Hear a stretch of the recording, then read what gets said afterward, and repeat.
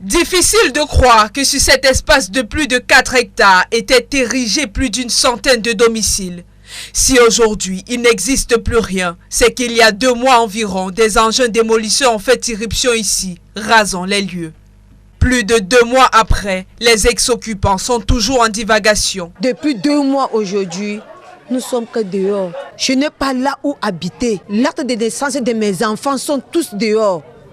On demande la cite pour garder notre vieux grand-père qui est là, qui a aujourd'hui 100 ans. Mes enfants n'arrivent plus à aller à l'école. Voici mon seul habit que j'ai. C'est ça qui était sur moi.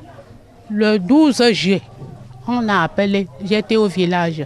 Et je suis venue ici, après, pour voir, observer ce qui s'est passé. Avec ça, je monte, je descends. Après de nombreux recours auprès des autorités compétentes, le préfet du département du Vouri a conduit une délégation sur le site ce mercredi. Il était question, entre autres, d'évaluer les dimensions de l'espace querellé. Aujourd'hui, le préfet est juste venu pour voir le site querellé. La supervision dont la dame Ndele a augmenté sur son titre.